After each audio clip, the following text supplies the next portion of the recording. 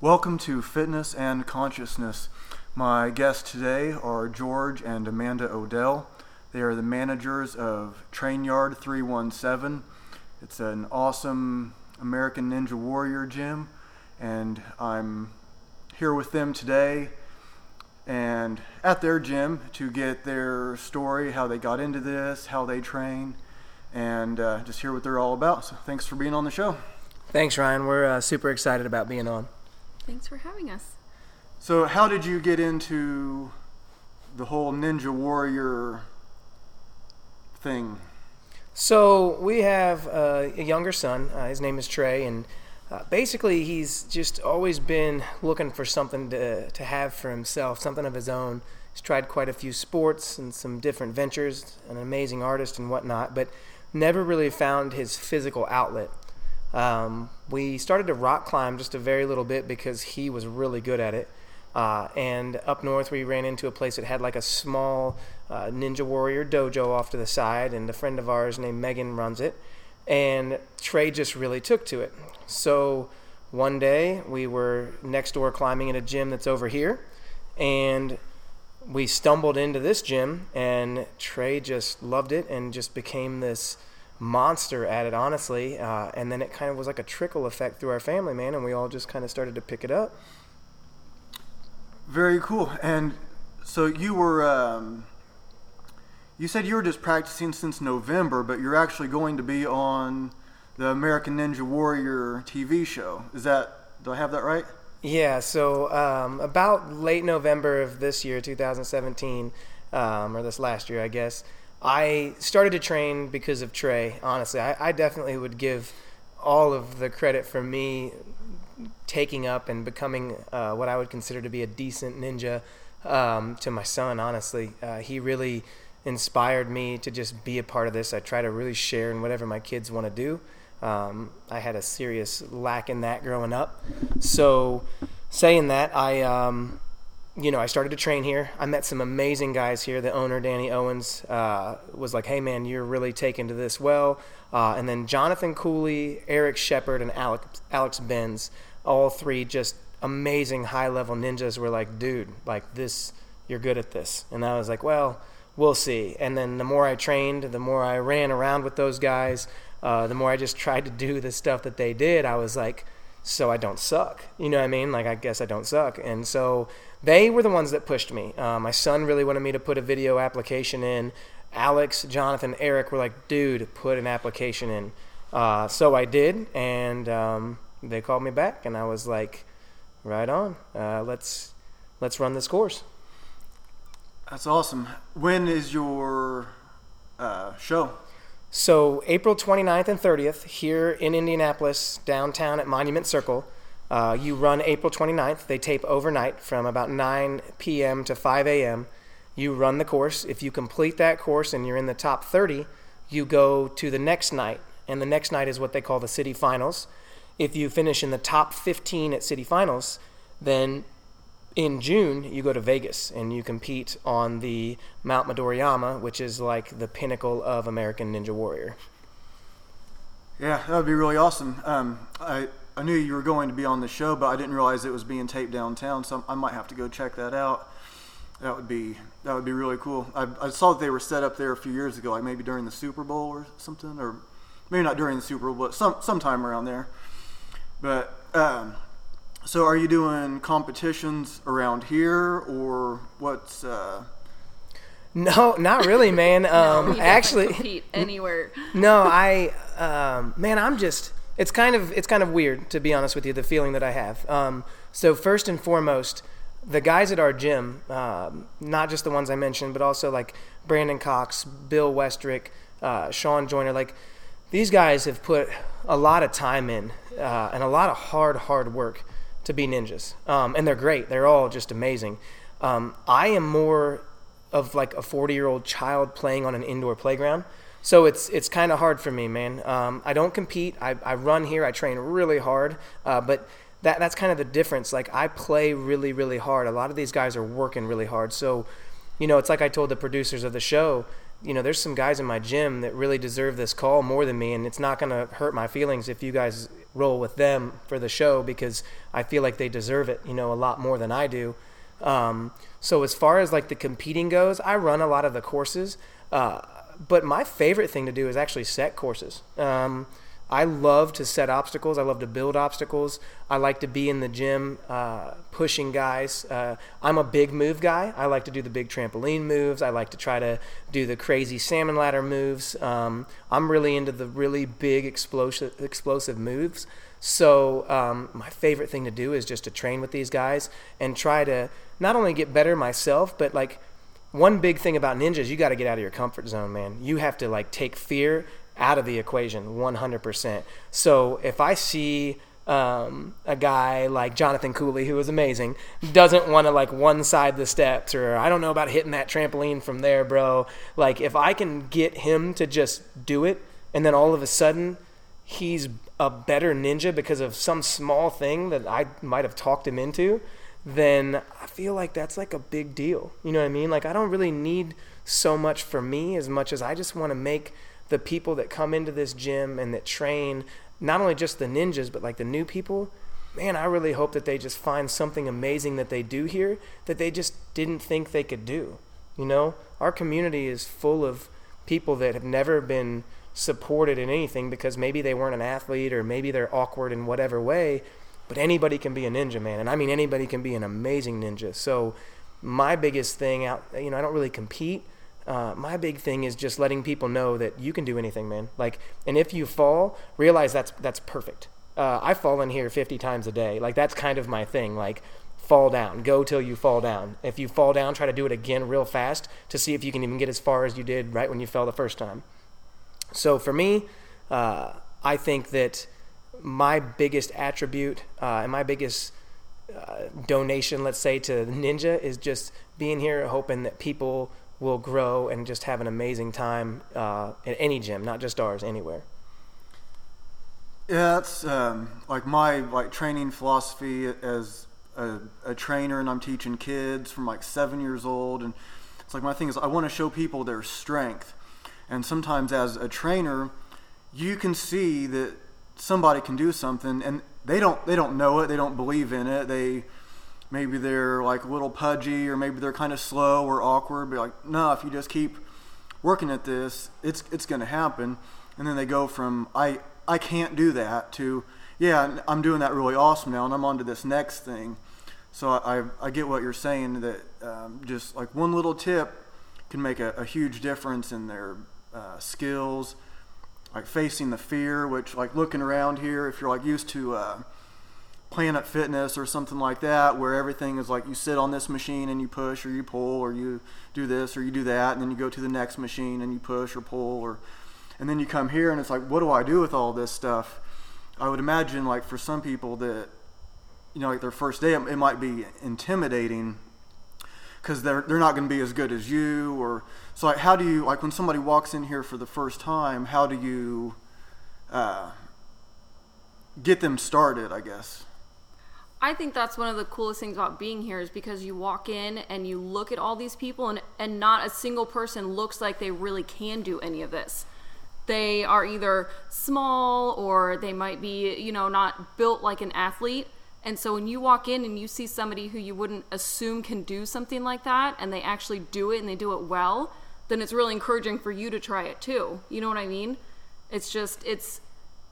I'm real big on the fear factor too. Yeah. Like, Ninja's scary. People walk in here and they actually get scared. They get nervous, so one way I grab onto them is I just say, hey, life is super scary. Like, there are going to be a lot of things in this life that are going to come at you that you're going to be really weary of, that you're going to really have fear towards. And so if you can come in here and if you can knock out any small fear, it's the smallest things, man. If you can get past, all of a sudden your confidence grows. And when your confidence grows, your skill grows, man. You get this like feeling where the hairs on your arms stand up and you're like, man, maybe I'm legit. Maybe I can do this that I never thought was possible. And that's embracing struggle, man. Like, I talk about it so much that she's probably like, oh my God, here we go. But like, struggle, man, like, you got to have it. There is no greatness on this planet. There is no greatness in any person without struggle. If you have never had to just die, cry, sweat, bleed for what you want and what you love, you have never found your greatest moment.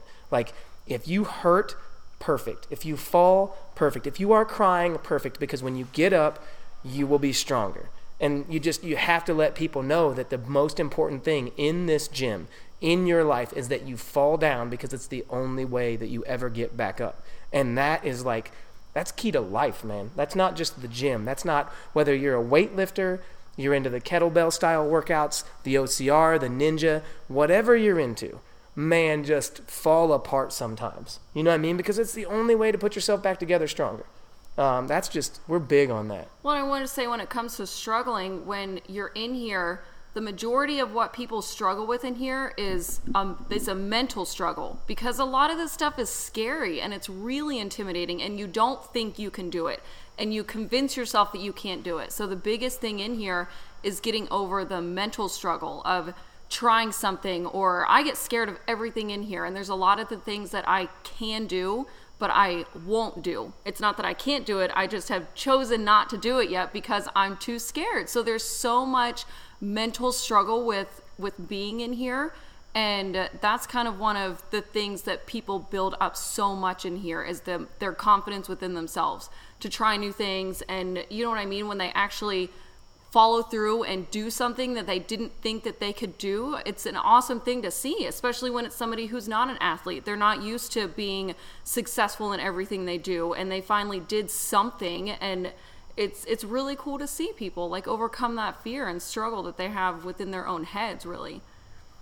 Yeah, I'm looking over at the foam pit, and is there like do you see like, okay, so people are afraid to fall, but then they fall into this, you call it the foam pit or whatever. Yeah. Do you think like, so like they're on it and then they fall, and they were scared to fall, but then they fall into this soft thing? They're like, oh, that was like, falling was actually kind of fun. Now I don't have to like worry about this.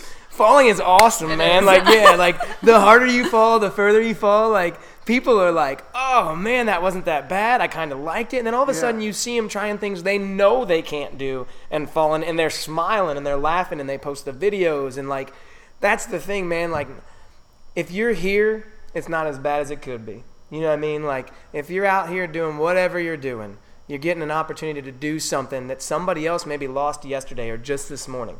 You know what I mean? So that's hilarious you say that, because that's like one of the funniest and best parts of this place is watching people fall and being like, did you see that? Like, I'm not dead, number one. Number two, that was super cool. You know what I mean? So, and I'm a professional faller, bro. Like, it is no joke. I get spiked in here all the time. I fall and people are like, I've missed the pad from like 15 feet in the air on a swing. I just missed all the pads, hit the floor. I actually bounced off of the wall, off the red mat, and onto the floor.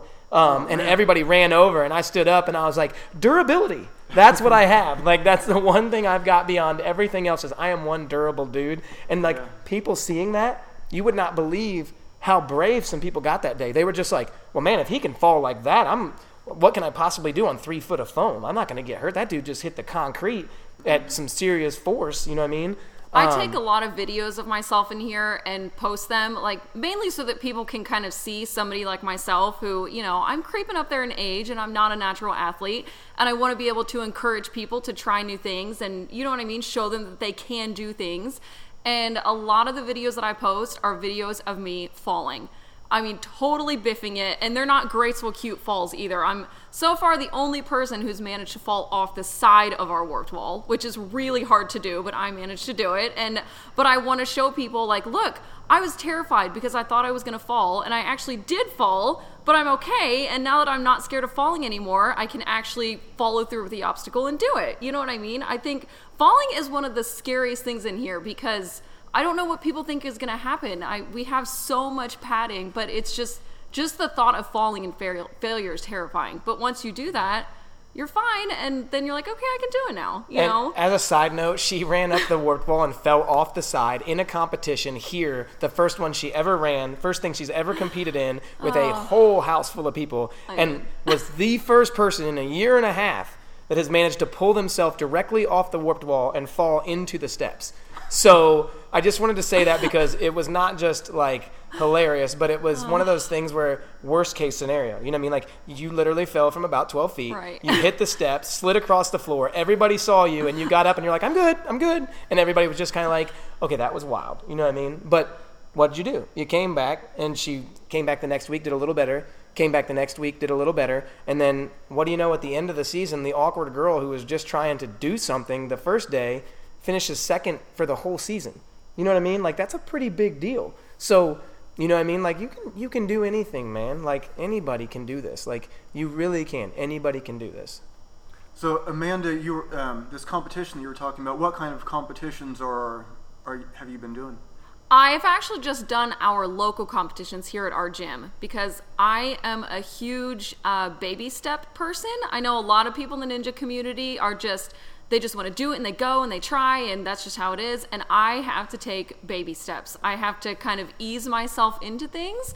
So I have only competed in our local competition, which is very small scale compared to most of the competitions. And the only reason I did was because George signed me up for it without telling me. And I really didn't have a choice but to do it. But I'm really glad I did because it really helped me kind of overcome my fear of competing in front of people. Because when you're running in a competition, it's just you. It's not like you're part of a team and everybody's watching the whole team. It's literally everybody watching just you. But the competitions are amazing because there's not one single person that will not cheer for you and root for you. Even your competition, the people that you're competing against, that you're trying to beat, are screaming for you and telling you to go for it and encouraging you and hugging you when you're done. And so it's a really awkward thing to be a part of because you're going to do the same thing when you're watching your competitor go, because it's super exciting seeing people do the things that they're doing, even though they might have just beaten you.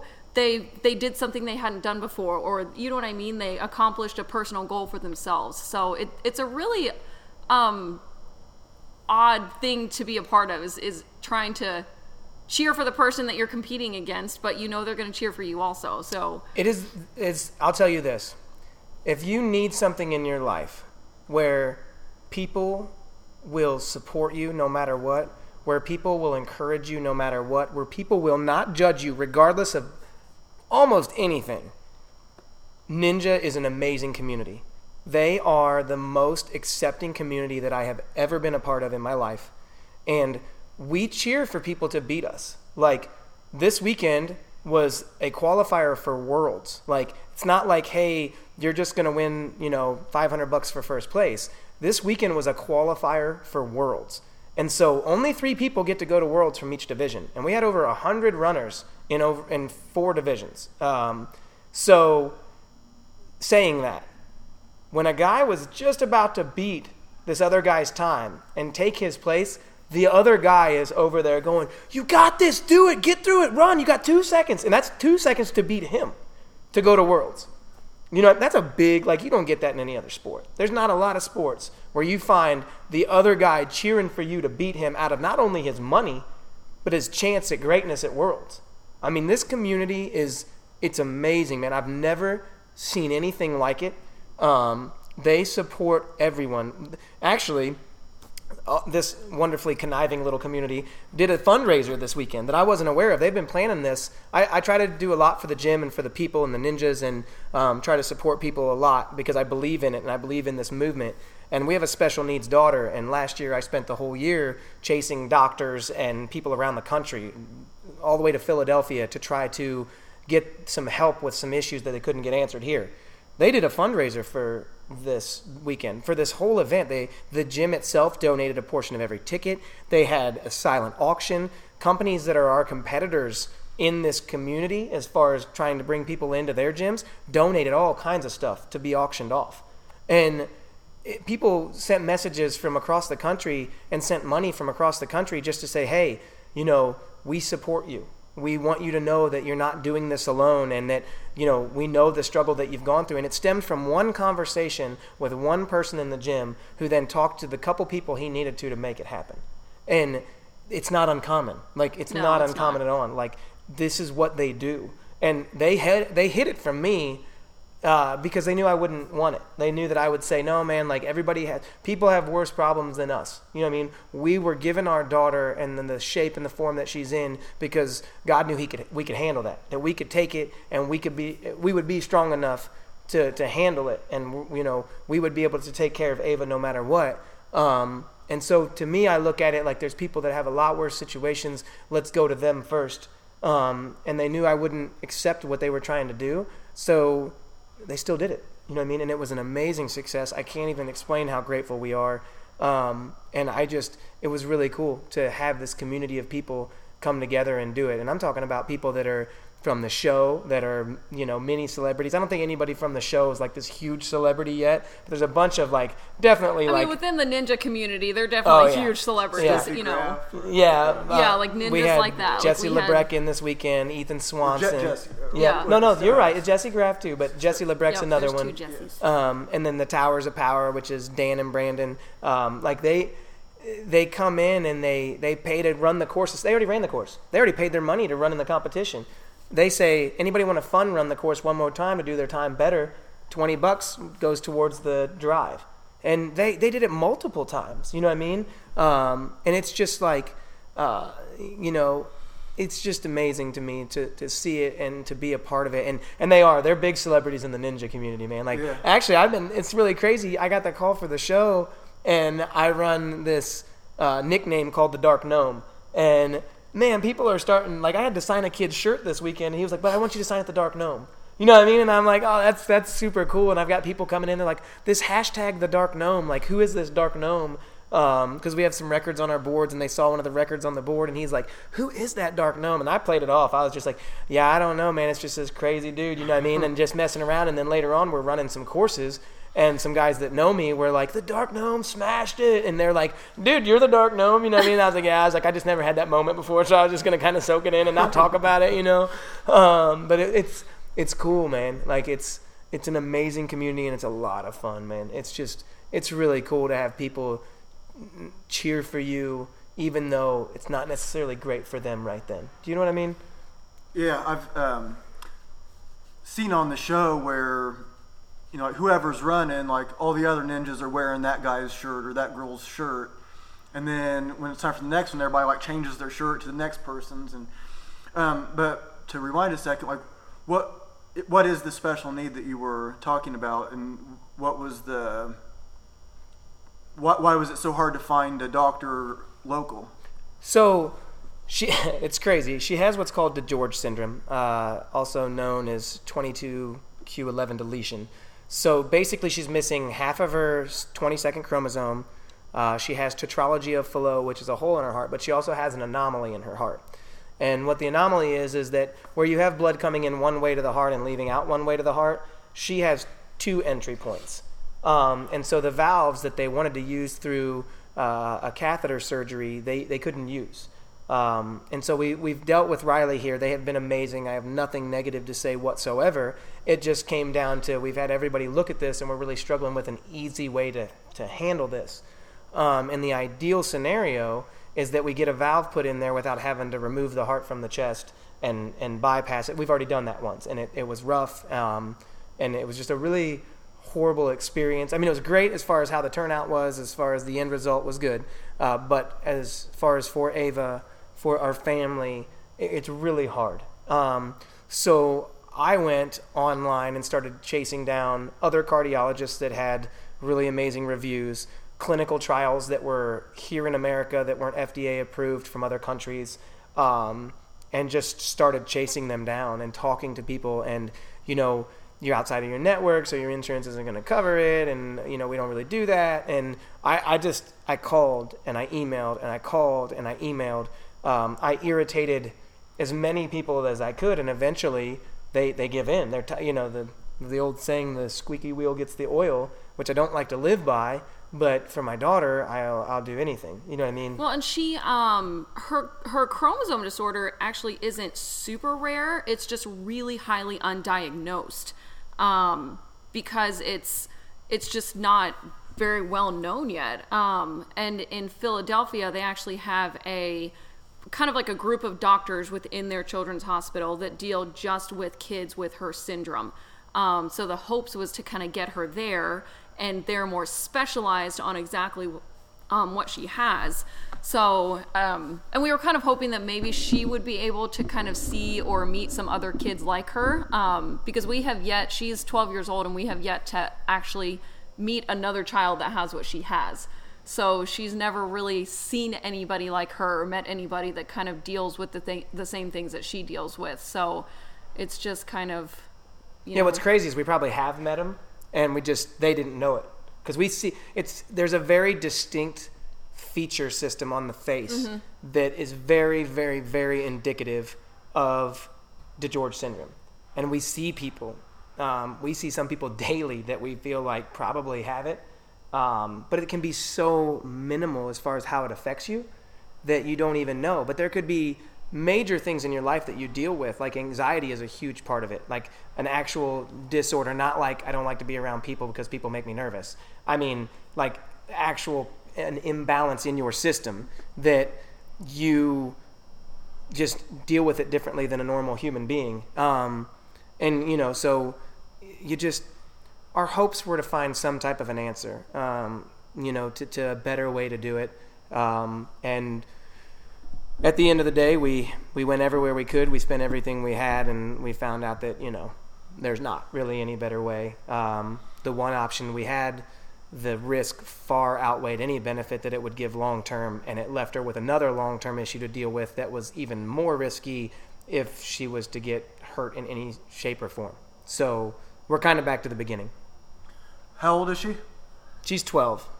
Well, so how long did it take for you to figure out something was wrong? We were actually extremely lucky, and she had her genetics testing as soon as she was born, because we were told about her heart defect during one of my routine ultrasounds. They could tell that she had a heart defect.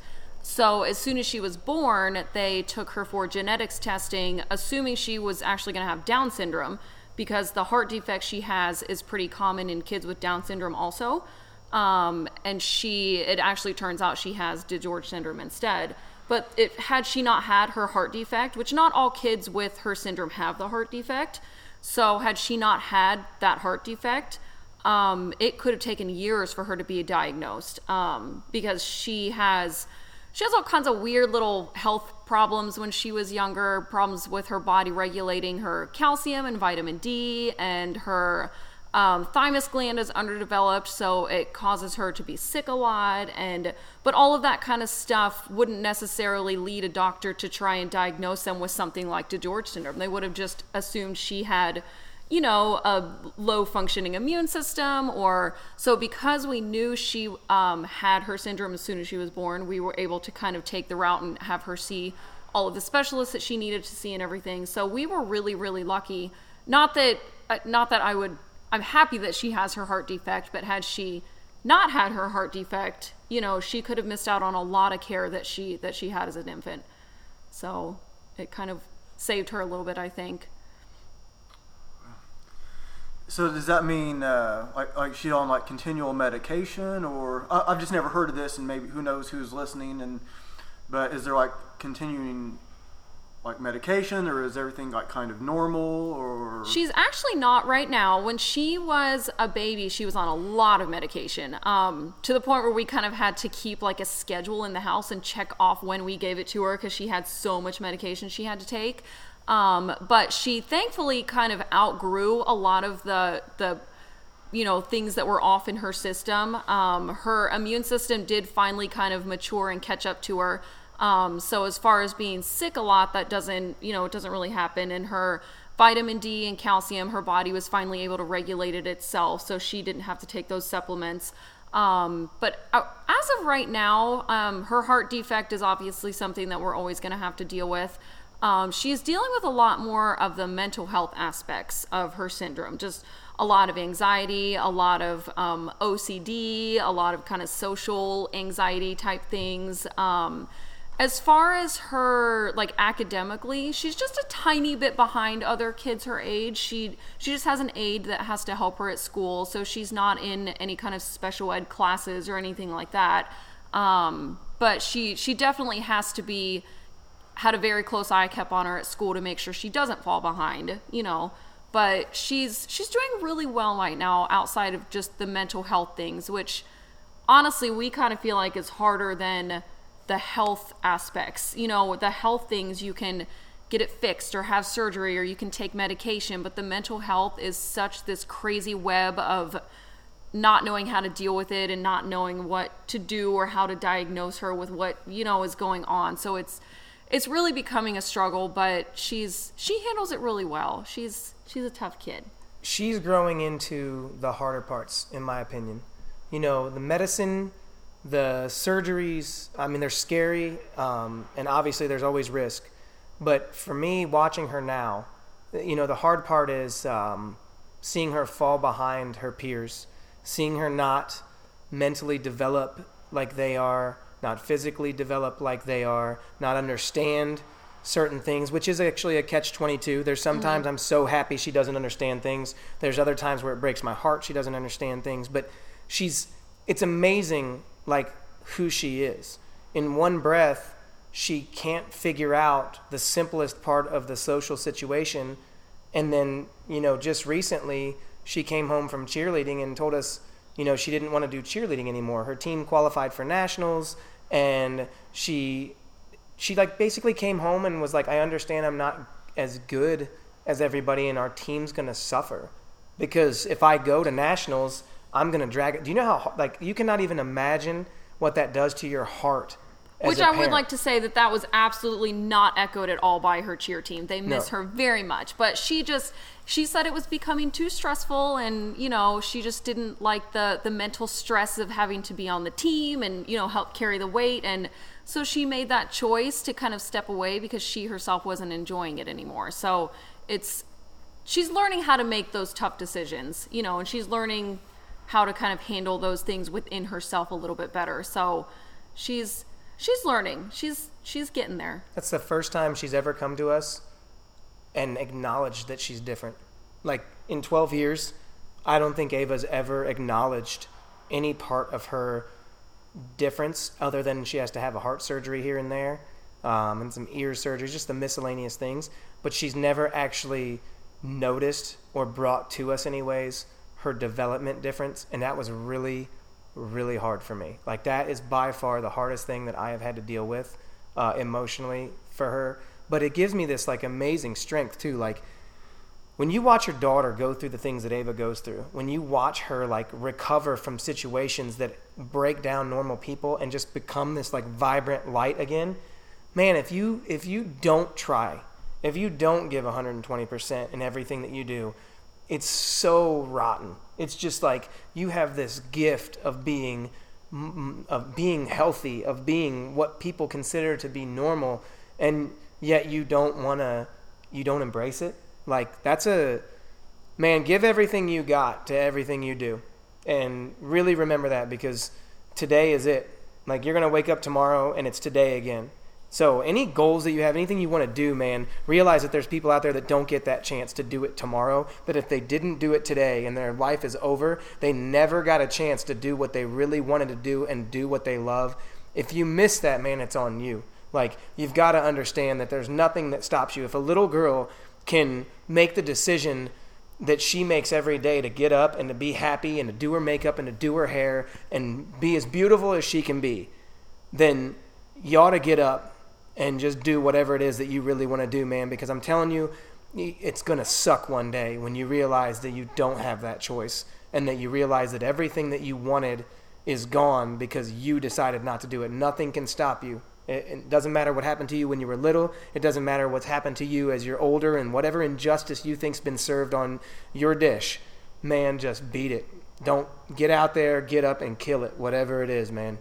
And I would like to say that as far as us, just kind of being upset that she's more aware of how she's different now, I think we've been really, really lucky so far that she has come to that decision herself, because she has never, ever, ever been singled out at school. She's never been teased. She's never been picked on. She has had such a great group of classmates. I mean, it's not even like she has like one or two good friends. Like her classmates, ever since she entered school, have always taken such good care of her. She has a really good group of girlfriends that, you know, they watch out for her. They take care of her. They are aware of how Ava is different, and they don't ever point that out to her. And she has really been lucky, because a lot of kids get singled out for things much more minimal than what she has.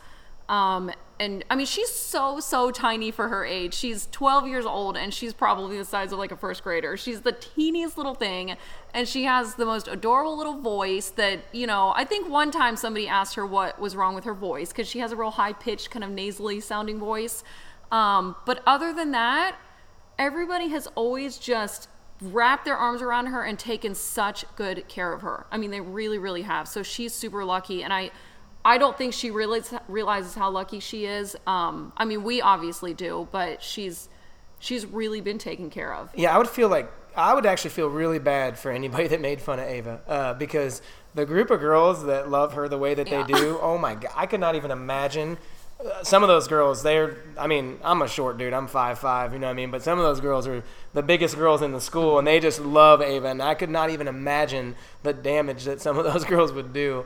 They're great kids, man. We really are lucky with the kids and the way they embrace Ava, because that was one of our huge fears at the beginning, you know what I mean? And now it's actually become more of the lesser. Obviously, as adults and teenagers, you know, they get weird, but right now, I mean, these people, her peers, man, they're good to her, man.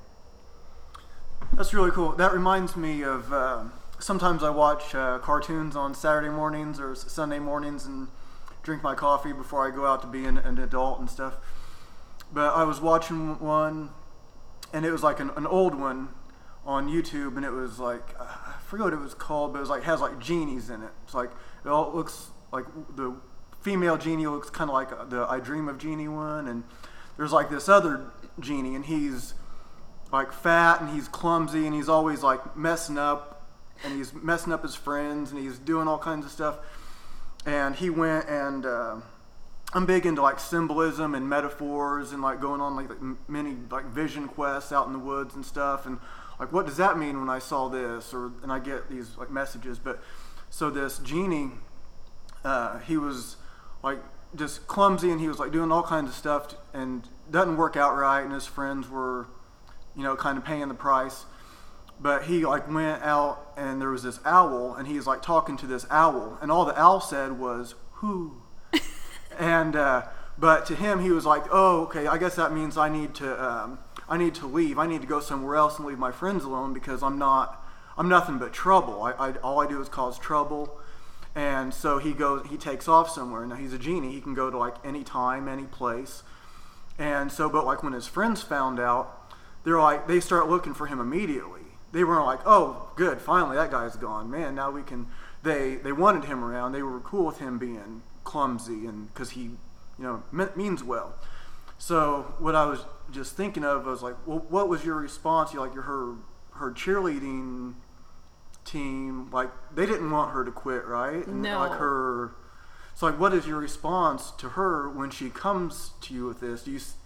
Are you trying to talk her out of it, or are you like just okay, whatever you think, or what does that conversation look like?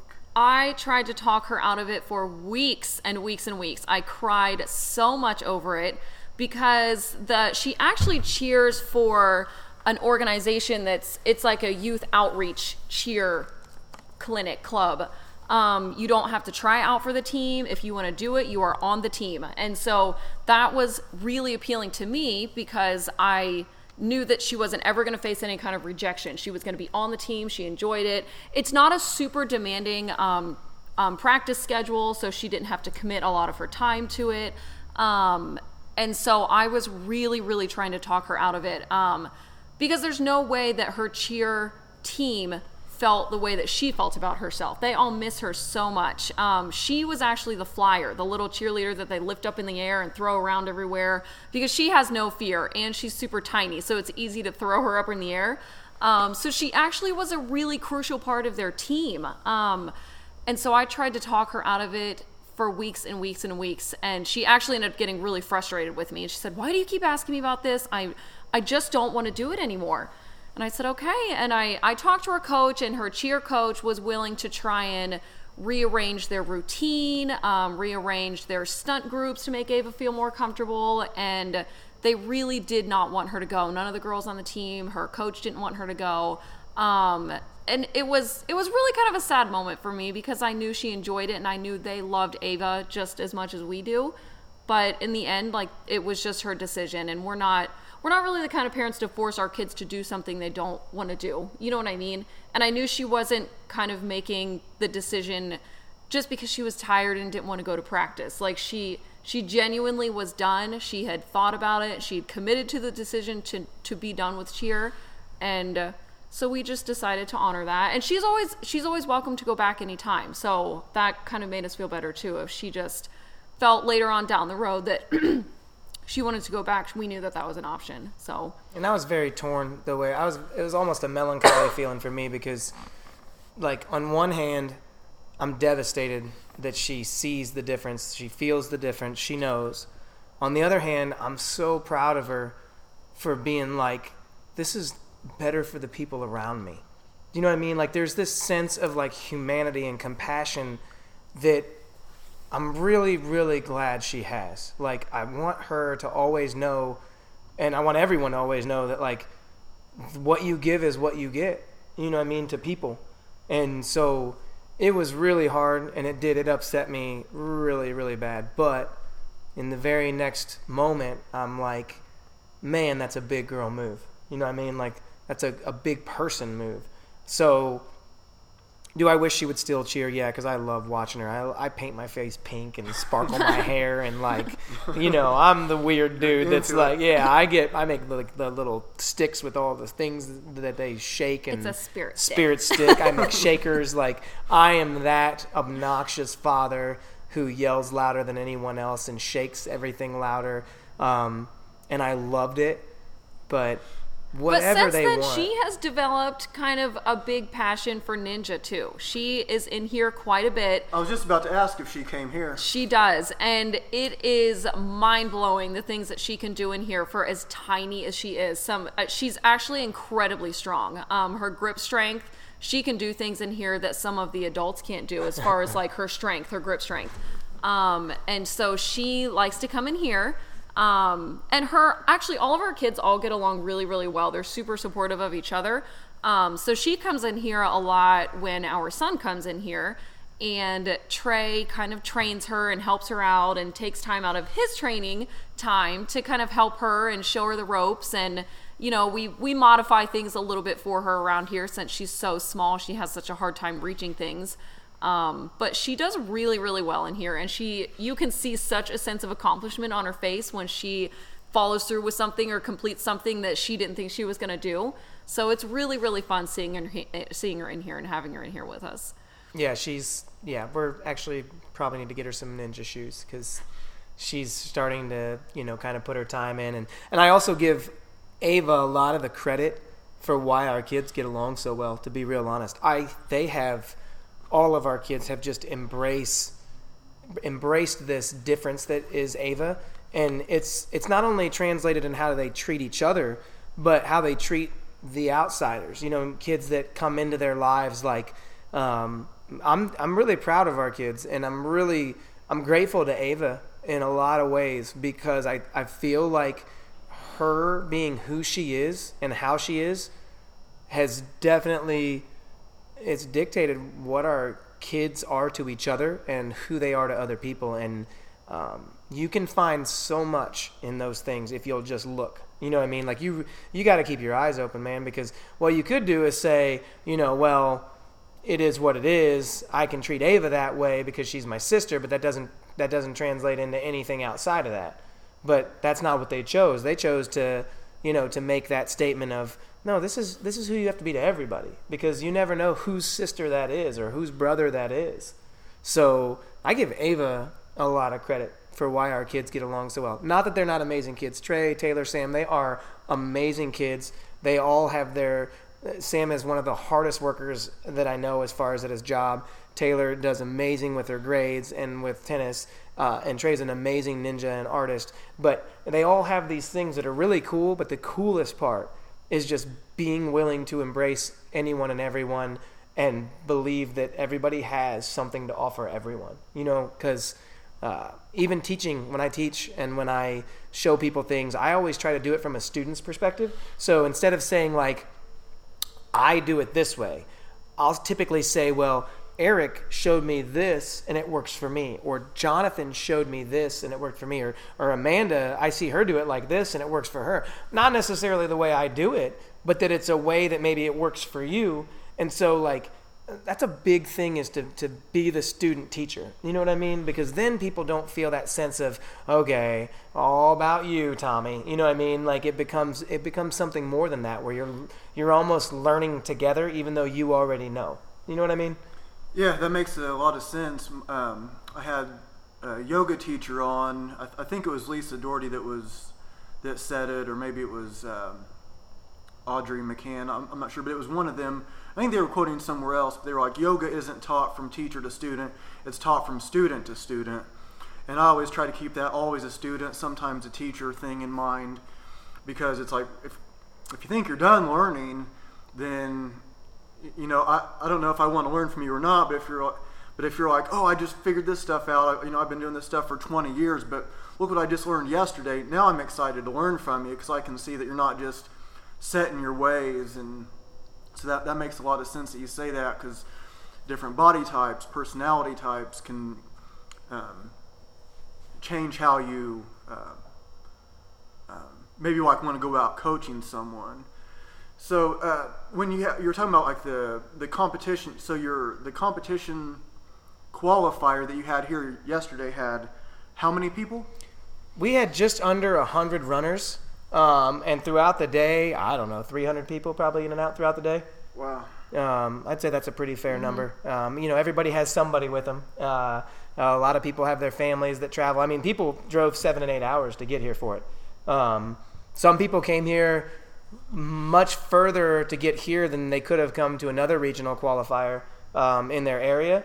But we are starting to develop, Train Yard 317 is definitely starting to develop this reputation for being a place where not only can you go and get some real deal ninja obstacles to train on, because we're definitely a training facility, man. Like, you're going to come in here, and even though you're having fun and you're playing, like, this is a place where we train ninjas. You know what I mean? Now there's open gyms. You can come in here and you can play and swing on rings and jump around on individual obstacles and play on whatever you want to play on. But if you're legit and you really are trying to get to that next level for yourself, that's what we have here. And then the environment, man. Like, we're a grunt ninja gym, man. We're like you come in here, you get broken and go home ninja gym. You know what I mean? We don't have a bunch of bright colors.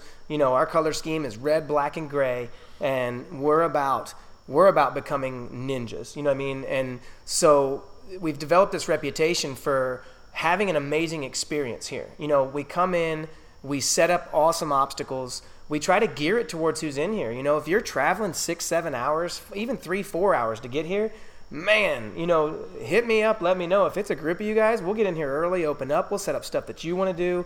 And the community is great because everybody embraces everybody.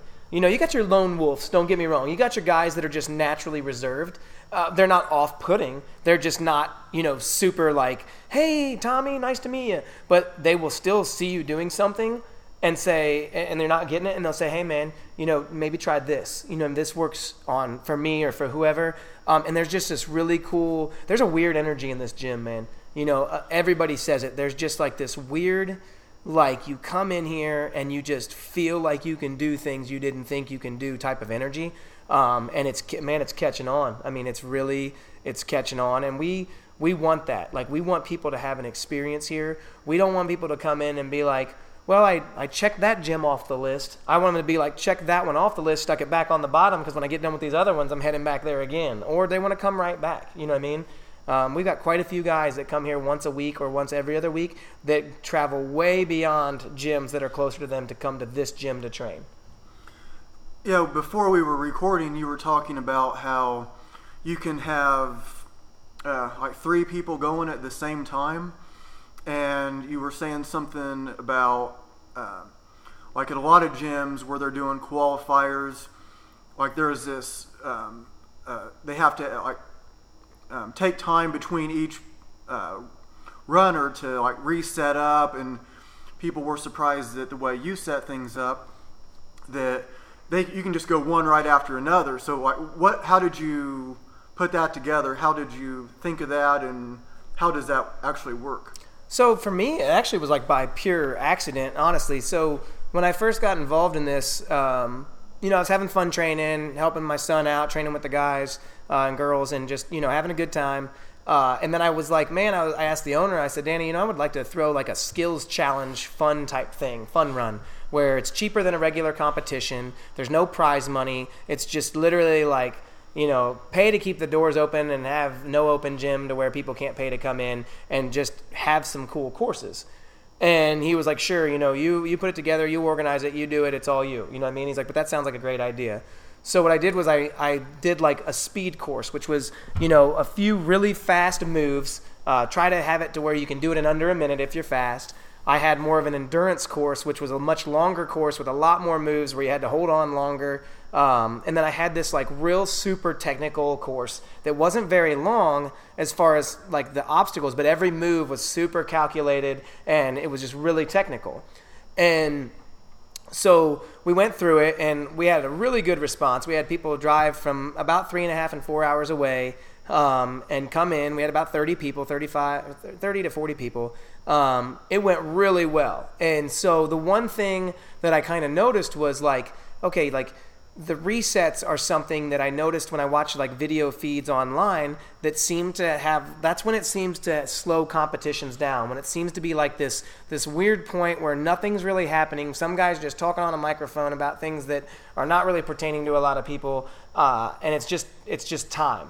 So then whenever it was competition times for like the Ninja Leagues or for like UNAA qualifiers, I was like, I just got super OCD about it, man. I was like, as soon as they're off the obstacle and you're not going to intrude on their run, reset. You know what I mean? Like yesterday I ran around and reset, 4 or 5 obstacles while another person set a couple of obstacles and another person reset. And it got to the point where the MC could just ask the runner if they were ready. We had the names on the screen so everybody knew who was next. We had the announcement, every runner who was on deck, even though their name was on the screen. And then the first like third of the day, Danny, who MCs, the owner, he was like, is my course set? And I just came back with like whatever cocky little term I could, where like, or whatever, having fun, and eventually he just didn't ask. He just said, is the runner ready? You start your time, because we have a buzzer that you hit that starts your time. Then you have a buzzer at the top of the warped wall that finishes your time. And it got to the point where it was just like, he didn't even look back, he didn't even ask, and we could just rifle. I mean, you had the as long as it took for somebody to come down the stairs from the warped wall to the starting platform where we're sitting, that was all the time it took. The other runner was already standing here, ready to go. He passed off the box, and he could hit his buzzer and go. And one of the other gym owners, the Edge Carrie, who is absolutely amazing, and I thank her very much for yesterday and for donating to Ava's cause and just being here. She was like, this is so fluid, man. She was like, this is just like spot on timing wise. You're running your blocks on time. The course is reset. He doesn't even have to ask. Quite a few ninjas from the other gyms and their coaches were like, man, fluid is the word. You know what I mean? So for us, we're wanting it, because the faster you get everybody through, kind of the more time you have to play at the end. You know what I mean? Like, we were able to move the obstacles forward and do the 18-foot warped wall, do tricks on the salmon ladder. I actually busted out the death swing and let a couple of people try the death swing who were really solid dudes. So like, it was just cool, man. And I want people to get in, get their runs done, get some good food. We had 42 Wellness here, who is a catering and wellness company, and 42 Bakery set up. They were offering some really good, like, vegan-style food, gluten-free food, better than, like, your food truck who sets up with the tacos. Not that you guys don't make amazing tacos, because they're really great. You just don't want a guy that's about to run every bit of energy out, eat 4 greasy tacos before he runs, because that's bad for all of us. So but we want it to be an experience, man. We want to be different. You know what I mean? And I would like to say that a lot of that success is because the people that come to this gym and this is their home gym, the people that have memberships here and train here and the people that are here all the time, they come in and they volunteer their time and they help to make sure that these competitions run smoothly because they want our gym to have a good reputation. They care about this gym just as much as anybody else, the people that work here. You know what I mean? They really want this gym. They love this gym, and that's what we do. We want to be able to make things successful for everybody that's here. You know what I mean? Besides that, a couple thank yous for yesterday. Now that we're on that topic, Danny Owens, who's the owner, a great job on the MC, keeping things moving, being entertaining. Just having a good time. Our reset people and camera people, the live feed was done by Jeff Wiley. It's his time, man. He just came in and did it. Sean Joyner, a.k.a. Tiger, part of the Dark Bros. He comes in, he resets some obstacles. He worked all day. He literally gets up 4 a.m, works till 2, comes in and stays until the end, resetting obstacles, volunteering. Brandon Cox, who's an injured ninja who technically would be running this. Broken bone in his foot. He's hobbling around, keeping score. Jonathan Cooley, who could have run yesterday and qualified for nationals. Instead, he's the judge. You know what I mean? Erica Schenkel, resitting stuff on that other side. Here, volunteering her time. Some of us were here until midnight that night and still showed back up by 7 a.m. to volunteer to do that. That's a great gift. And Andra Owens, who's Danny's daughter, coming in before work, after school, before work to, take over behind the desk and give Chrissy whatever little relief she could. And then, a huge, huge shout out. And I mean the biggest shout out I can give, Chrissy Owens, who is Danny's wife. I'm telling you right now, that woman can do anything, and she can do it with both hands at the same time. She was so busy behind the desk yesterday, yet kept everything going. I mean, that woman is amazing, and there is not enough that I can give praise to or tell the gratitude that I have for her and all that she does for this gym, because she is the staple in the binding. If every other piece of binding in this gym fell apart and it was just Chrissy left, I promise you she could hold it down. And so everybody that came out, not only the people that volunteered and donated time, but the people that came out we had people drive just to support the cause for Ava because of us that we didn't even know about. I mean, they drove down and they weren't here for anything else. They just came to buy some raffle tickets and just to say, hey, we love you guys and we want you to know that we're here for you. You know what I mean? And that's what this is about. You could pay these people, you know what I mean? But we didn't even, hey, are you interested in working the qualifier? Yeah, I'll do it, but you don't have to pay me. I just want to be there. You know what I mean? That's awesome. It's the community, you know what I mean? People to choose this qualifier we're super grateful for. You know what I mean? There were, guys, like I said, from the show and ladies from the show that came down. They didn't have to compete here. Their home gyms hold qualifiers. Do you know what I mean? Their gyms right next door hold regionals. So they don't have to come here, but they did, and they supported the cause. They shouted out to us left and right, on their Instagrams or whatever they have. So we're really grateful to all you guys. And if there's anybody I missed, it's just purely because I'm not the brightest guy, and I'm grateful. I shouted out to you on Facebook.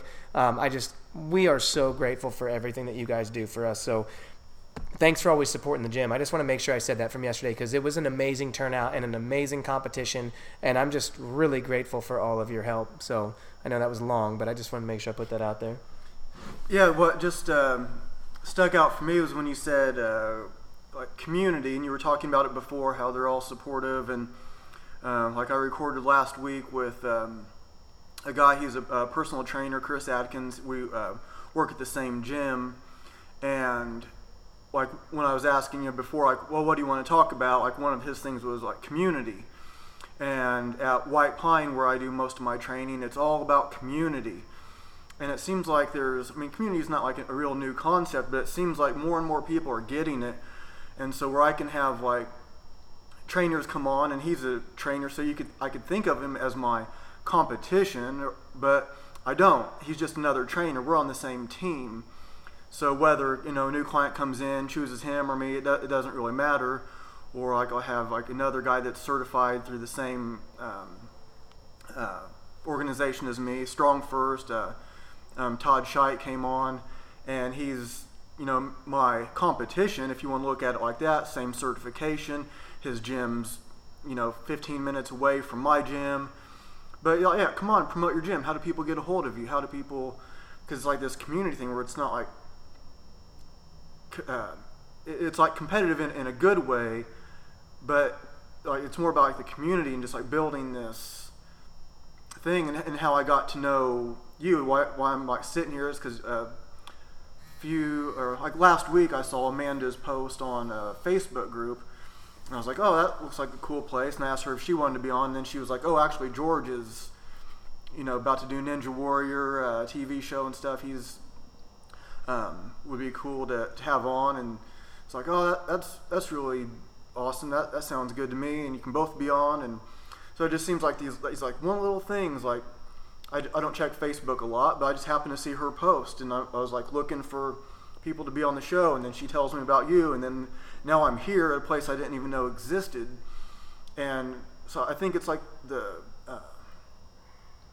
times are like changing, where it's not like, oh, I don't want to mention this gym. I can't be supporting Ninja Warrior. I'm trying to sell kettlebell training.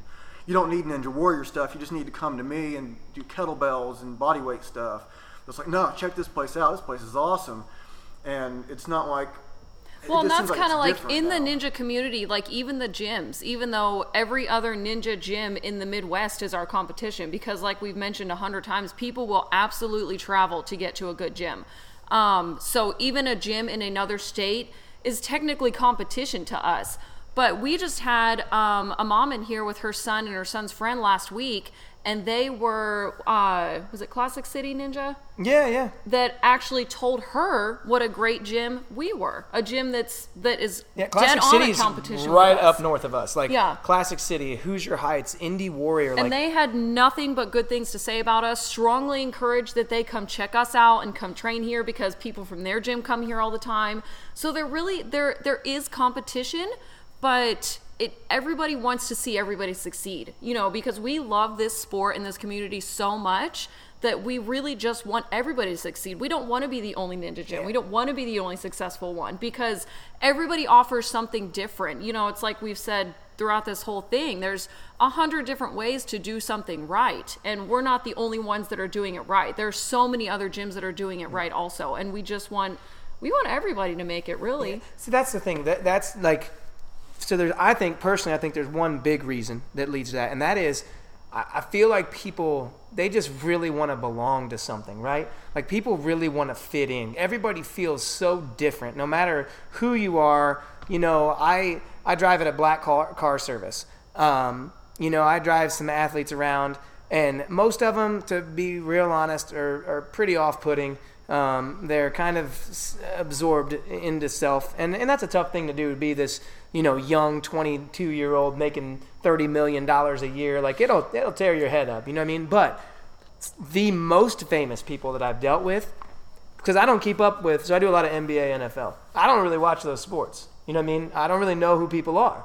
So a lot of times I'm just like, hey, how you doing? What are you in town for?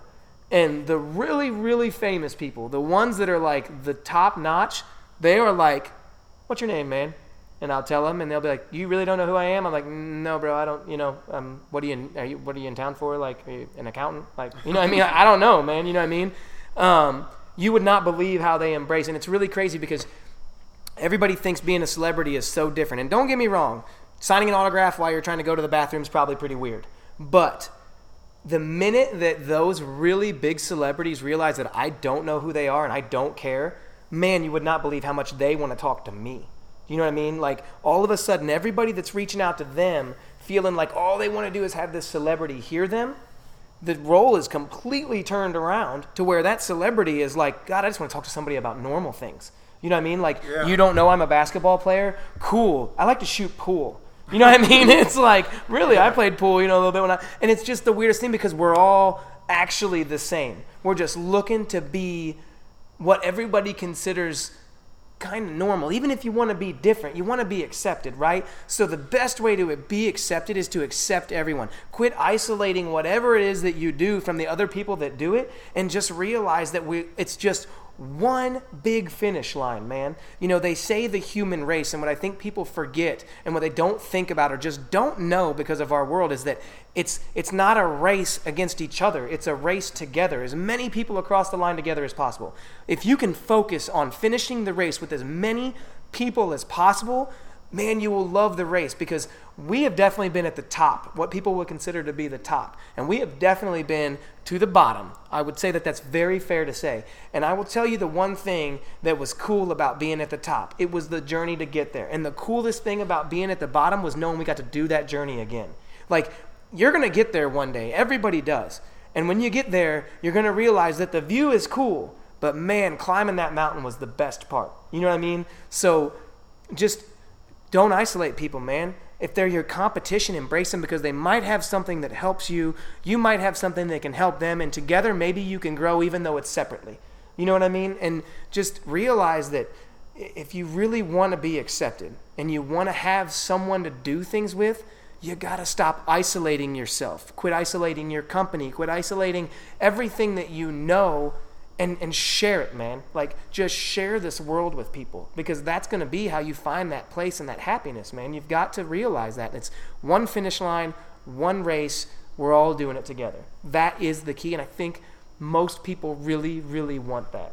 I think I would bet, if I had any money, I would bet it. You know what I mean? Like, I would bet that money that most people at the bottom of their hearts, regardless of how cool they think they need to be in the moment, that's really what they want. They really just want to be able to share this life with people. Yeah, it makes a lot of sense. And when I was teaching kettlebell workshops, and I was teaching them by myself, and then they got to be where I wanted somebody to help me out because I wanted people to get enough one-on-one attention. And then as I was planning another workshop, I decided to have other instructors not just helping me do my thing, but to come in and teach their own class.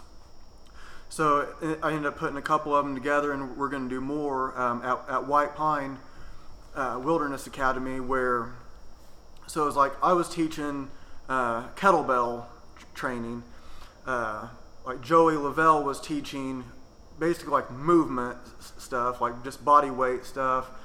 I had like 5 trainers, each doing their own different thing, and I picked them because I think they're awesome, and I didn't tell them to do anything. It was like, you have 55 minutes, this is when you start, and just let me know what you're doing. And they were like running some stuff by me to make sure there wasn't going to be like too much overlap, or just kind of get my feedback. But it wasn't like I was like, no, don't do that, do this. It was like, yeah, do your thing, because I'm not like trying to have people be just like me. And what it amounted to was like the event became bigger than what I can do. I can do one by myself. I can teach a good kettlebell workshop all by myself, but it's a lot. But I can't do it as good as I can do with like one other trainer doing his thing, and then 3, and then 4, and then 5, and it was crazy. And I hadn't heard of anybody really doing this. And then so it was like this all-day thing, each trainer teaching their own class, and then so the people that were coming got like this really huge experience, and it became like this happening. It was not just like a workshop where you learn techniques, but it was like this happening. It's like kind of a 60s term. It's like this event, like this is like a thing to be a part of. And with a movement, really, bro. Yeah. Like you really started a movement with that, like, or you became part of a movement that's kind of like this underground, not talked about. You don't even realize that, like, spiritually, like subconsciously, that's what it's a movement, man. Like, that's a big, like, I get a lot of people tell me, oh man, you're such a good ninja for being so new to it, and you're just really good. And I actually steal all my ninja. Like, I look at this guy doing something, and I'm like, okay, that is what I need from him. Yeah. That is what I need from him. And then but I give them credit. You know what I mean? Like, it's really important that you realize that that's not yours. Everything that you have, you've borrowed and built because of the people around you that have shown you things. So you have no right to teach that. You have the right to share it. You know what I mean? So when you have like this, like, sure, it's your idea. You brought them all together. You could be like some people, like, look at my day. Look at what I've done for all of you. But that's not really it, because without them, there's nothing for you. Right. You know what I mean? Like, you gave them something that they could actually give themselves with a bunch of other people, but you can't do that alone without them. And that's why it's a movement. It's like that, man, I love it. Like, that's the movement culture is what I like to call it. And I don't mean that just by like the calisthenic body weight movement, I do Portal, Frank Madrano type stuff. I'm talking about the movement culture and its totalitarianness, like that whole movement. I don't think if that was the right word, but anyways, it's movement in itself, like that we all come together and share, because that's actually where Ryan's greatness grows. You know what I mean? Like, your day was great because of the other people that were there, that then in turn, like, it builds your greatness to do it again and to do it again, and then they all come together, and then maybe they do one and invite you to theirs. You know what I mean? And I don't know, man. It's a movement to me, man. You know what I mean? It's not just a single day thing. Here we kind of have a little bit of that. Like, it's not just ninja that we have here. We actually offer functional fitness and OCR, which is obstacle course racing, like Spartan races and stuff. We offer workout classes that have nothing to do with ninja. And when those classes are in here, they're running at the same time as open gym. So you have these people over there that are just trying to get fit, maybe lose some weight, gain some muscle, tone up, things like that. And they are busting their butts. I mean, running around this gym like it's nothing. Our foam pit is really hard to walk in, let alone run. And we have our workout classes doing sprints up and down that foam pit like it's nobody's business, running across the gym with sandbags on their shoulders. And the ninjas are over there cheering them on and clapping for them. And occasionally we'll kind of cross paths where they will come and do what we're doing, and they can't do a single thing. It's hard. They don't have the grip strength. And then we go to try and do what they do, and we are out of breath in the first 3 seconds. But they bust butt for an hour straight. You know what I mean? But here we all are in this same building, kind of working towards the same goal of just bettering ourselves. And we're still, you know, kind of helping one another. And, you know, it's crazy to see them doing the things that they do, and them seeing the things that we do, and our paths like kind of sort of cross, but not really. You know what I mean? It's kind of cool because, like, I'd say it sometimes, like, so I was into MMA for a while, and like in the gym, you'd have the boxers, right? And the boxer would get in there, and a wrestler would try to train with the boxer to improve his stand-up. And this wrestler, man, he's dogged after like 2 rounds of boxing. He's just breathing heavy and can't hardly finish the 12 rounds or however many rounds they're doing. And then the boxer's just floating around, pop, pop, pop, piecing this wrestler apart because his hands are dropping, he's tired, he's breathing heavy. But then all of a sudden you go to the ground, right? So the boxer now is cross-training with the wrestler to improve his MMA.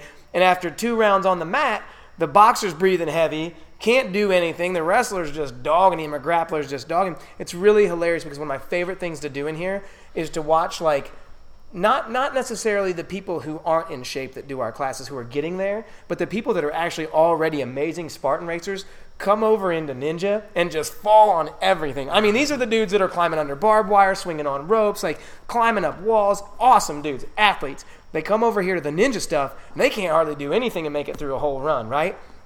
And I'm always like, I'm a real big, like, I'm this real big evolution dude. I believe you should be able to do everything. Like, I can still bench press a lot of weight. I don't do it much. I can still squat a lot, but I'm real big into cardio. I'm just real. I want to touch everything. You know what I mean?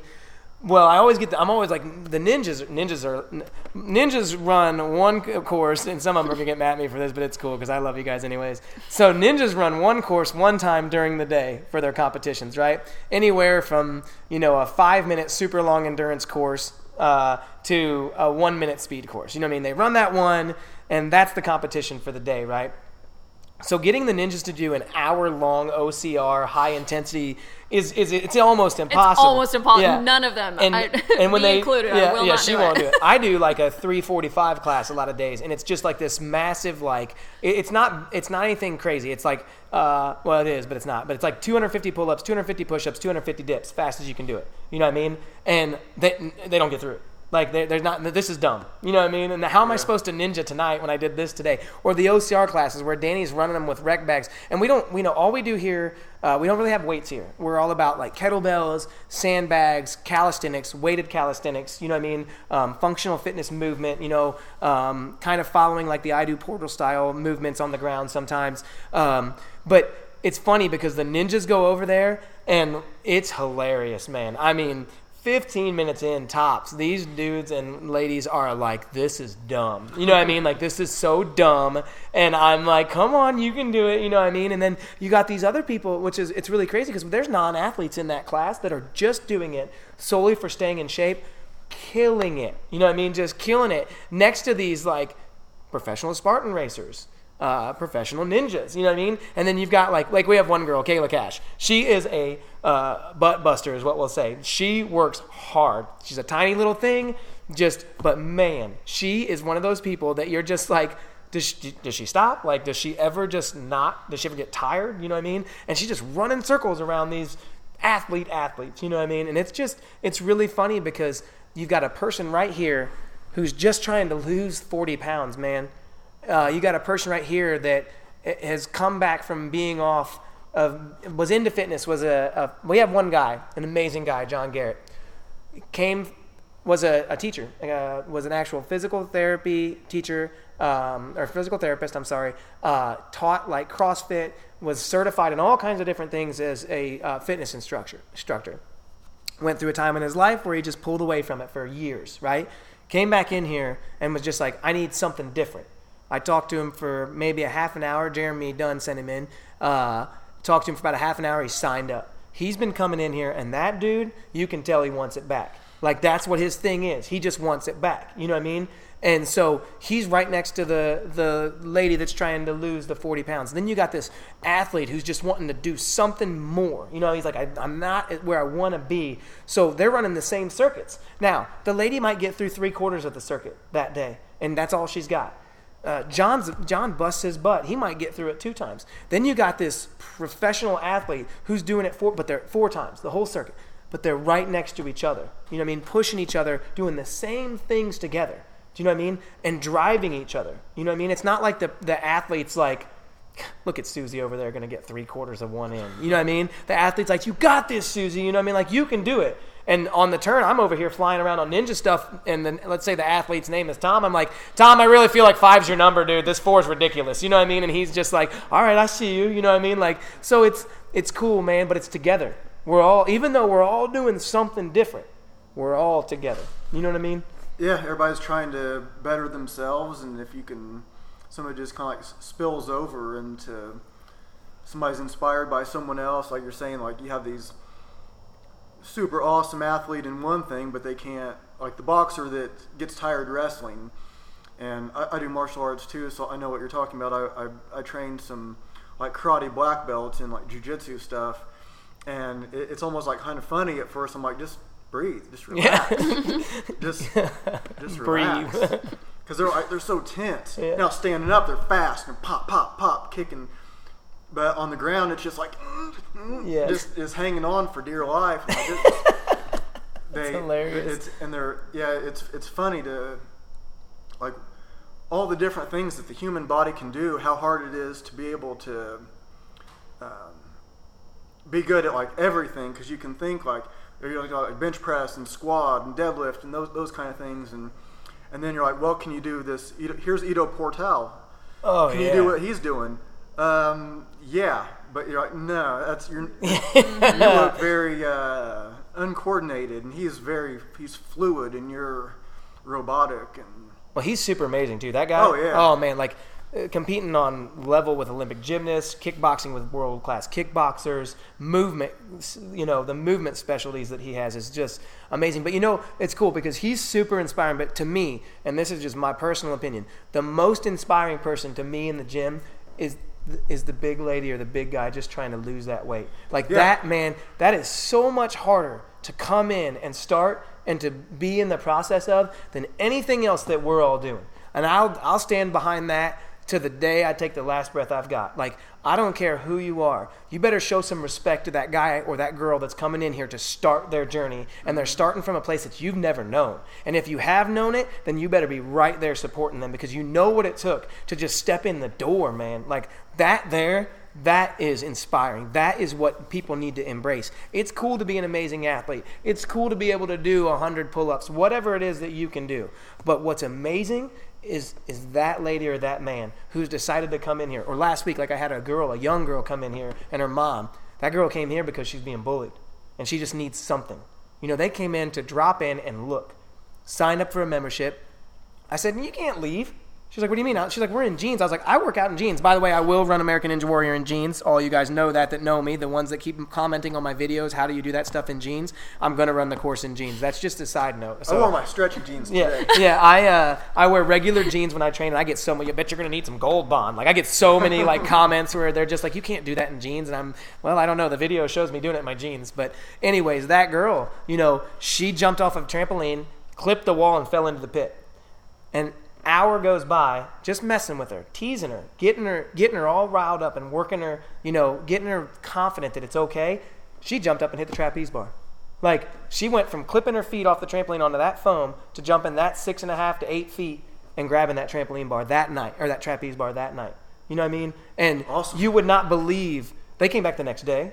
They came back the day after that, brought her sister. Like, and there's just this, like, I just told her, I was like, nobody can tell you, not even you. You don't have the right to tell yourself you can't do something, man. Like, you don't have that right. Like, all the weird conversations, like, everybody's like, you can't talk to yourself. Dude, if you don't talk to yourself, you need to get some help. Because I talk to myself all day long, and I'm pretty sure it's what keeps me from going crazy. You know what I mean? So if you are telling yourself, or anybody else is telling yourself you can't do something, you're wrong and they're wrong. I believe you can do anything. I plan on being, another 20 years, I'm going to be that 60-year-old dude on the beach doing handstand push-ups still. You know what I mean? Mm. And I might do it in a Speedo. I don't know yet. I haven't decided. Jeans. Or jeans, yeah, or jeans. Yeah, that's really cool. I'm really inspired by the kids I work with also, and just seeing them go from not being able to do something, which we start with like kettlebell stuff, and like we do some of the Ido Portal movements, the animal movements, and to see them like starting out, and I always encourage them to like do their own thing, and I started calling my style of kettlebell training freestyle kettlebell training, and I picked it on purpose because I don't know if you can actually trademark it, and that was my idea, because it's not like I'm not there's like some stuff like, yeah, when you learn how to like squat, this is how you do it. Yours might look different than mine. Maybe you need more of a narrow squat than I do, or there's different bone structure stuff that might make your technique look a little bit different, but part of it is like, this is exactly how you do it. And all right, now once you have that, now I want you to like kind of go with your own flow, and I came up with a level 1 test for the kids. I don't really test adults, but the level 1 test for kids is like some fundamental stuff, and then level 2, they're going to have to do like freestyle kind of complexes. They're going to have to create their own complexes to get to their level 2. And I have a really high standard. Out of all the kids that tried, only 2 of them passed level 1. And because you have to have a perfect score to pass. There is no fail, but you have to have a perfect score to pass. If you get 3s, then you just haven't passed yet. You can try again later. But I wanted that freestyle because it's not just my style. I don't want to put my name on it. But just that freestyle of your own thing. And like I'll show them like a few, like maybe we're doing like some kind of animal locomotion, like a monkey, and then into a bear, into a like caterpillar, and then like jumping from like frog hops into like a crow pose, like you'd see in yoga, hand balancing stuff. So it's like I'll show them a couple fundamentals, but then it's like, now I want you to like start creating your own transitions, your own flows, make stuff up. And there's been times when when Matt Shaw, the owner of White Pine, he'd call me like on Thursday, and he's like, tomorrow we have 40 Boy Scouts coming. Will you teach a class? Sure. So, That's right. Yeah, I sure will. So we like divide them up into like these different groups. Each instructor has like 10 at a time or something, and so I had them creating their own animal movements because like there's so many of them. I realized you can't really teach kettlebell techniques because they're not ready for that. They're not there for that, and so it's like, but they can do animal movements. So it's like just make something up, and so they'd like tiger. Okay, and then the other person is doing a leopard. Looks exactly like the tiger, but that's okay. Or they're like dog. Looks exactly like the other two, but that's okay. Right. But they're just like making stuff up, like make the sounds. And so I saw like nodding. So like when you're in here, there's like so much you can do. Like what part of it is like, here's exactly how you do this. I want you to do this exactly like this. And then like, where do you get like from there to just like the freestyle? Or is there like, do you think about it like that? Or what's your... Like, how do you, like... I feel like there's very minimal things in here that have to be done a very specific certain way. I mean, a trampoline, you can really only jump off a trampoline a specific way in order for it to be successful and get you where you need to go. You know what I mean? But as far as getting through the obstacles, I mean, we've seen people try and do something the way that it technically should be done, and they maybe miss or slip or fall. They don't realize they have the strength to do it that way, and they just kind of make it up as they're going along to get it through, and then everybody's like, oh my gosh, I would have never thought to do that, so what do you think? I think life is freestyle, not just like the gym. I think you're right. Like I think freestyle is the way to do things. Like I think that you need to give a general platform from which you launch people. Do you know what I mean? You say, look, we're going to go to animal movements. You want to do a turtle? Do a turtle. You know what I mean? I like that. Like that's one big thing that I'm on. Like there's a ton of ways to go across the slack line. You know what I mean? She does it a different way than I do. I do it a different way than Eric does it. Eric does it a different way than Big Brad Spine slid across it on his back or his butt. Bill Westrick slid across it on his belly. You know what I mean? Like so. I think that if you really want to let a person or try to help a person evolve, you got to give them some space, you know what I mean, to be creative, because that's where they're going to find that comfort, you know what I mean? And when they find that comfort, they're going to find confidence. And when they find confidence, they're going to excel. Do you know what I mean? And just for everybody listening, I'm sure that your regular listeners are probably familiar with what you're talking about. He keeps saying Ido Portal, which is, I say it Ido Portal. The only reason I say it that way is because I want you guys to sound it out and spell it because it's the way it sounds, because I want to push that, the animal movements, the free moving calisthenic movements, this movement culture. A lot of you guys, if you're listening for me, you ask how I can work out during the day, ninja still at night with you guys. I credit a lot of that to that type of movement. I really think that if you all want to find new levels for yourselves, look into different styles of animal movement training and caveman training. Just Google caveman training. Google Ido Portal or Portal. That way, you're just the way I said it. Just Google it in that way. Check those things out, man, because I'm telling you, there's a different type of strength there. There's a different type of movement that's strengthening your ligaments, your tendons, your third and fourth strains, your what I call composure muscles, your balance muscles, the things that keep you in check when you're in weird positions. And as far as ninja goes, it's even more important because we are hitting things at really weird angles. You know what I mean? We're grabbing things with one arm that we should not be. You know what I mean? We're jumping distances to catch in things that tear people's shoulders apart. And if you really want to be the best anything that you can be, you should kind of invest in a lot of different things. So I just wanted to make sure I took that point to say that, because the animal movement training is probably one of the coolest things that I've ever done. And I've had a couple of people ask me in here, like, what are you doing? Where'd you get that? And I literally am like, yeah, I'm just kind of making it up. You know what I mean? Like, I found this pattern of alligator crawl, and then I changed it a little bit. You know what I mean? I'm big on, like, modifying planches into b-boy style holds. I mean, you know what I mean? Like, is it, you know... Those dudes are awesome. Yeah, right? Mm-hmm. Like, that's what I'm saying. Like, everybody's like, oh, that's super cool. Where'd you get that? And I'm like, yeah, I'm just kind of fooling around. You know what I mean? So, you know, just... I think the freestyle is the way to go, and I really think that, like... Now, if bodybuilding is your thing, if you just want to get huge, like they say, cool, that's your thing. I don't think it would be a bad investment to get into some other stuff.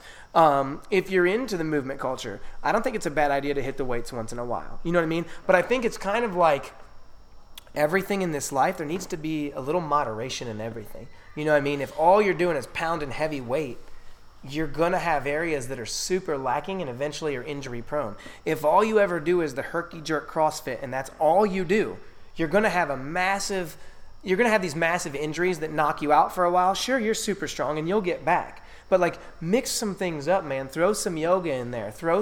Which, by the way, I hate stretching. I'm horrible at stretching. It's the worst thing that it's my biggest downfall. I'll say that right now. Stretching for me is like if you want to knock out 100 pull-ups, I'll do it with you right now, no problem, anytime. Tired, not tired. But don't ask him to touch his toes. Yeah, because I can touch my toes. I actually can touch my toes. I don't want to, and I don't like to, but I can touch my toes. But I don't want to do it for 5-8 counts. You know what I mean?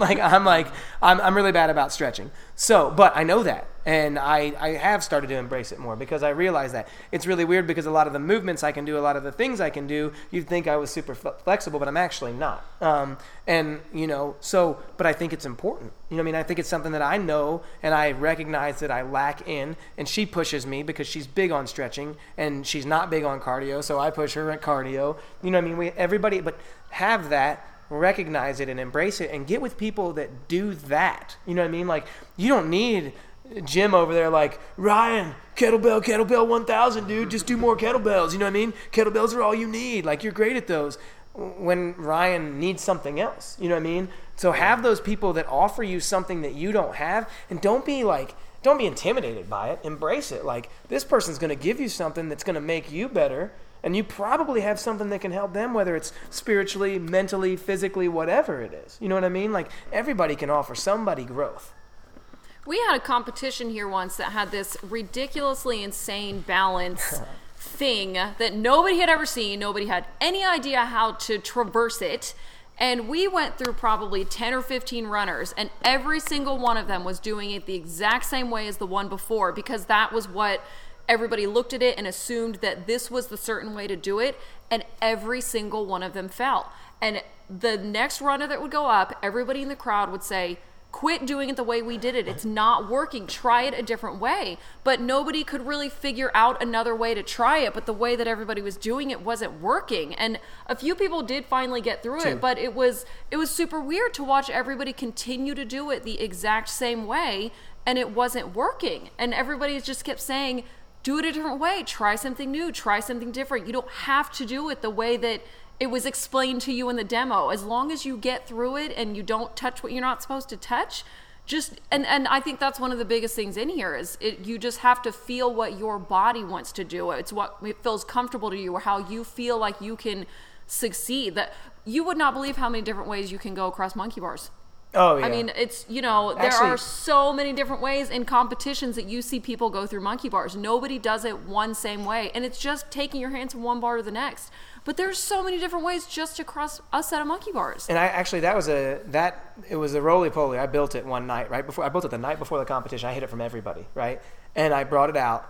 And I gave the demo, and I did it that way in the demo, and I showed him, and it worked. But I specifically said in the demo, I was like, think about this, do this your way, because I built this thing, right? So when I built this thing, my thought process was through the movements of that obstacle, right? You guys didn't put it together. You didn't put the casters on. You didn't do it the way I did it, and you weren't there. So think about it. And they did. I mean, I think 3/4 of our people that ran that race went through it before anybody got it, and they all did it the same way. And 2 people out of, 30 runners ended up completing it, and that was it. Oh, well, I was talking about the thing with the logs that were hanging.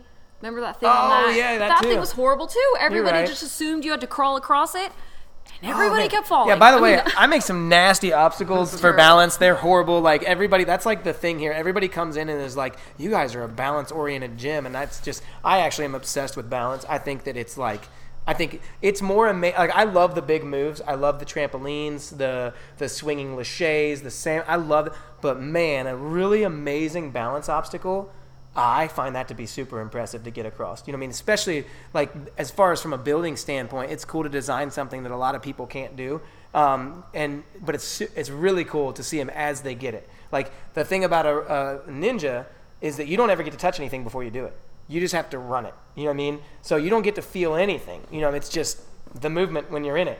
So for me, if I build something, yeah, I might get it across it the first time, but I had the luxury of building it and physically feeling the movements as I built it. Now, I'm still going across it the first time like everybody else, but still it's different.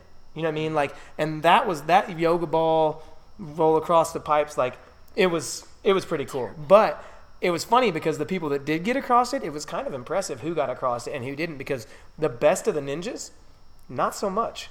But these regular old folk that were just here kind of giving it a shot sometime, were getting through it, and it was funny, man. It was actually really funny. I thought you were talking about that roly-poly thing. Well, that thing was terrible, too. I built like a stegosaurus-looking obstacle with like 1-inch pipe that raised up. You had to step on the top of it and step down to another one and then I put it on casters to where it rolled sideways.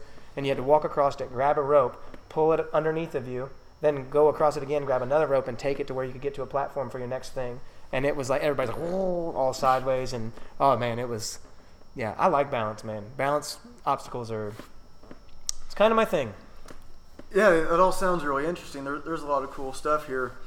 When you were talking before, 'cause you said you were just into ninja stuff since November, and you were talking about like bar calisthenics before. So like, what were you doing on the bars, and how, like, where did you learn, and like what's more of your background? So as far as background goes, I've always been an athlete, to be fair, first and foremost. I actually, as a youngster, I played baseball, I wrestled, and played soccer. I was relatively good. I played baseball in Japan for a season. Oh, awesome. I played soccer for FC Hearts, which at one point in time was one of the best traveling teams in our country. We actually played quite a few teams from across the world. And then I was a national champion wrestler. So Awesome. I definitely have always been a bit of an athlete. But I got into bar calisthenics after I don't know where I was. I think I was on YouTube just Googling pull-up variations, because I've always been into pull-ups. And I saw this like, I actually believe it was called Convict Workout. And it was like this group of guys out of Brooklyn that then led me, Hannibal for King. Are you Yeah, familiar? Okay. All yeah. right. So that led me to Frank Madrano. And I was really impressed with a couple of things. One, the fact that, he's not as big as you think. When you look at the videos, like, he kind of looks like a lean but bigger dude. And he's not. He's pretty minimal in total, like, mass, right?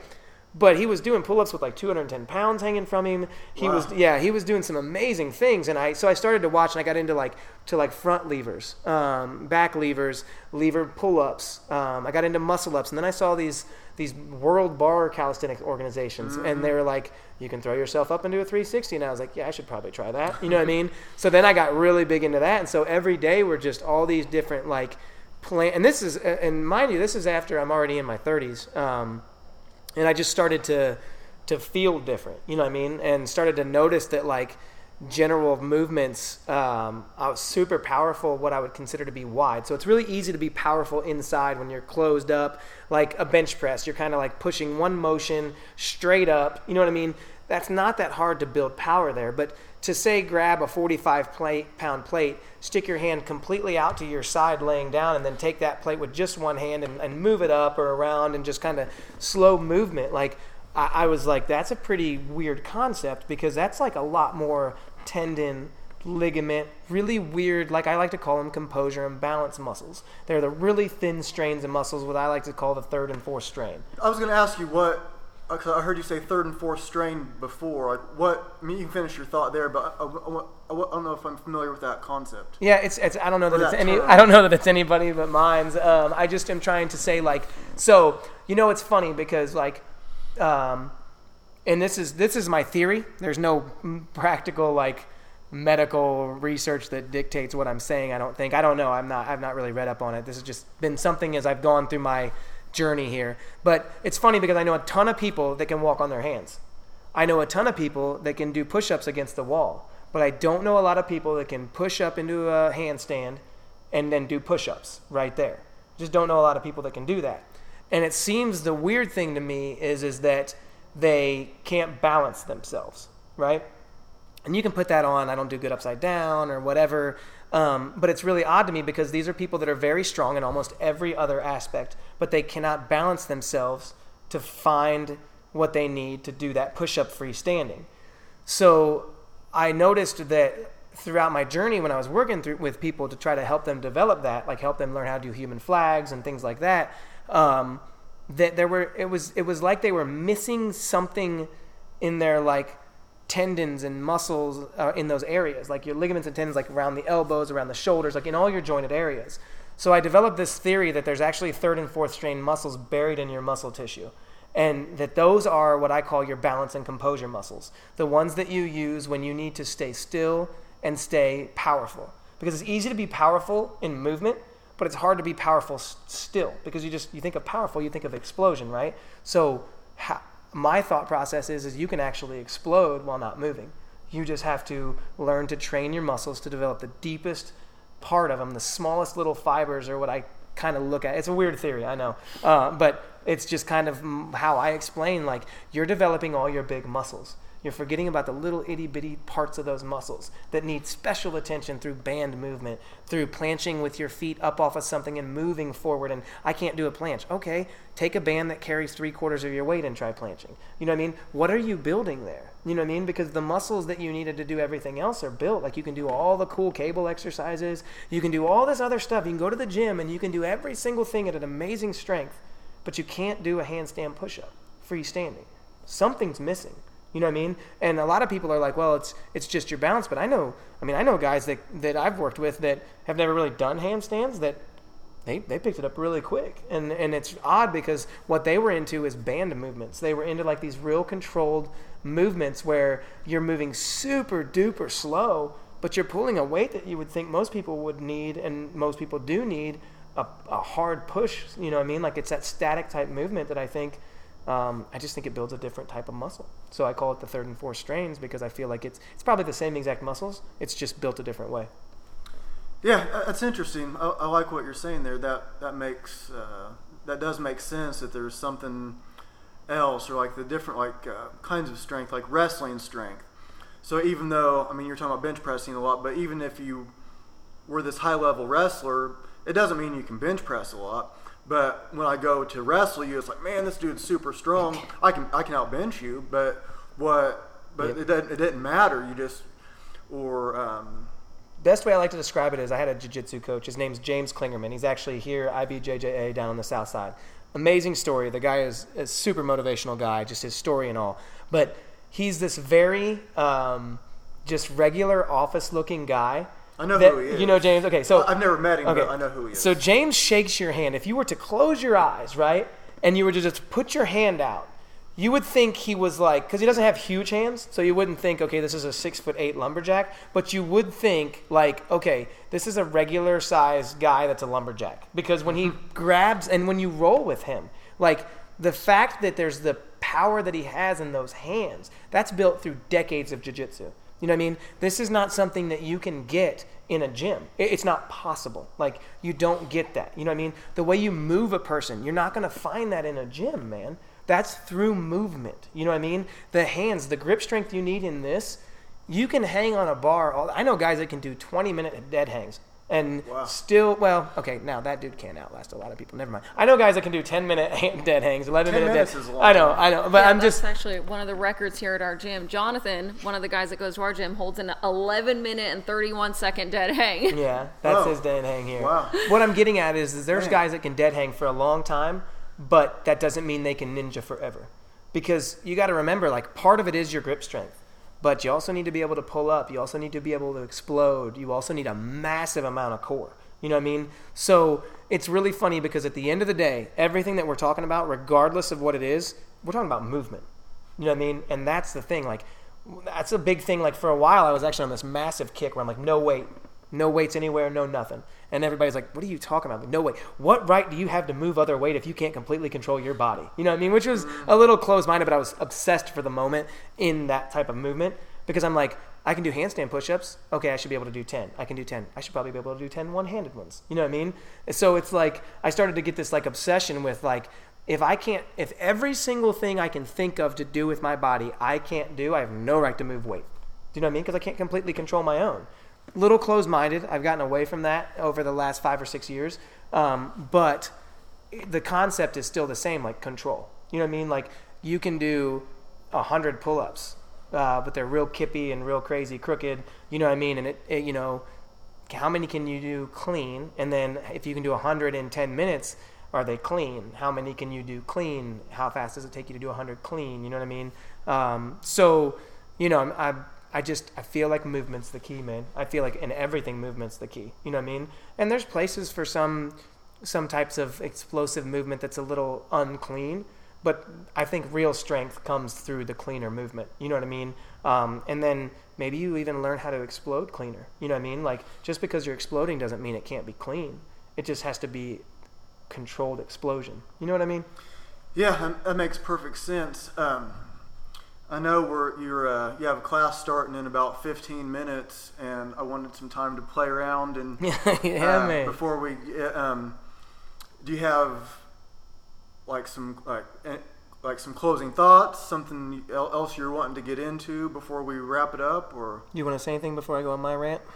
I just would like to say that if you have ever questioned ninja or wanting to try something or do something, you don't think you're strong enough, you don't feel like you can do it, I want to challenge that and say, come in and try it. Like, you will never find a more welcoming place than Train Yard, and you will probably end up falling in love with it just like everybody else. Like, we are super welcoming. Like, we would love to have anybody, whether you have never done a single bit of physical fitness in your life, like, this could definitely be the place for you. And don't doubt yourself or your abilities before you come in and try anything we have here. And I'd like to say that Train Yard is an amazing place. We do have a lot of fun. Ninja's an amazing community, and it is an awesome thing to be a part of. And physical fitness is great. You should work on it and do all that. But most importantly, through everything, you need to keep in mind that you have the right to be as great as you want to be.